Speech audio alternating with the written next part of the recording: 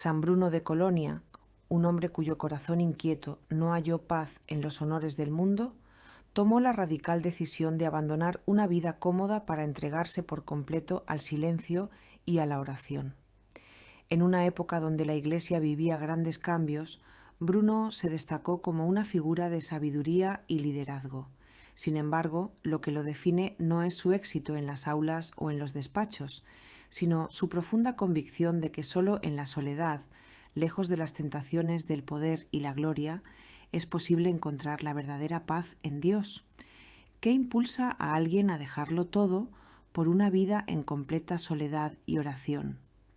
La historia de San Bruno revela la profundidad de un hombre que, tras haberlo alcanzado todo, descubrió que lo único que realmente deseaba era a Dios.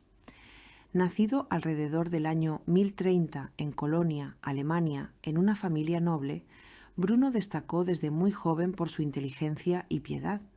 Fue enviado a estudiar a Reims, uno de los centros intelectuales más importantes de la época, donde su brillantez lo llevó a convertirse en maestro de la catedral.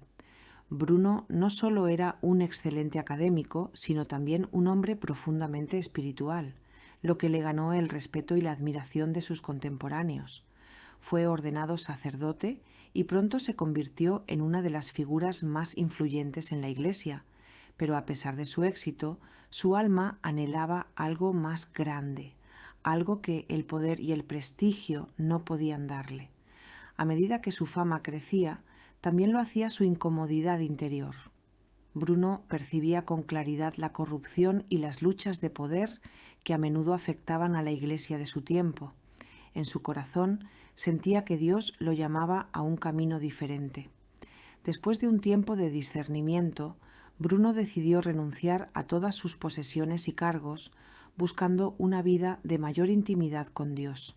En 1084, junto con 6 compañeros que compartían su visión, Bruno se retiró a una zona montañosa y desolada de los Alpes franceses conocida como Chartreuse.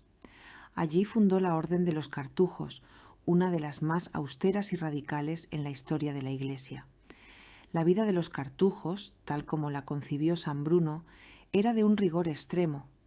Cada monje vivía en una pequeña celda aislada, donde pasaba la mayor parte del día en silencio y oración, saliendo solo para los oficios litúrgicos y algunas actividades comunitarias. Bruno sabía que solo en el silencio profundo y en la contemplación podía encontrarse la presencia de Dios. Para él, la renuncia al ruido y a las distracciones del mundo no era una carga, sino una liberación que lo acercaba más a su Creador. A pesar de su vida apartada, su fama como hombre de Dios se extendió y muchos fueron atraídos por su ejemplo de santidad. Sin embargo, su retiro espiritual fue interrumpido cuando el Papa Urbano II, que había sido uno de sus alumnos, le pidió ayuda en la reforma de la Iglesia.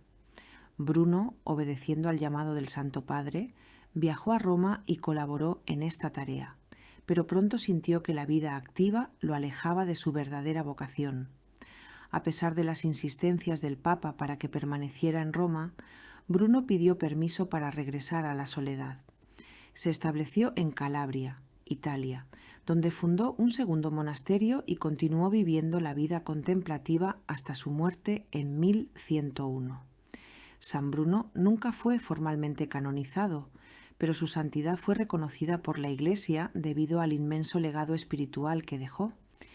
Su fiesta se celebra el 6 de octubre y los monjes cartujos, siguiendo su ejemplo, continúan viviendo en el más absoluto silencio y recogimiento, dedicando su vida enteramente a la oración. La espiritualidad de Bruno, centrada en el silencio y la búsqueda de Dios en la soledad, sigue siendo una fuente de inspiración para quienes desean profundizar en su vida interior.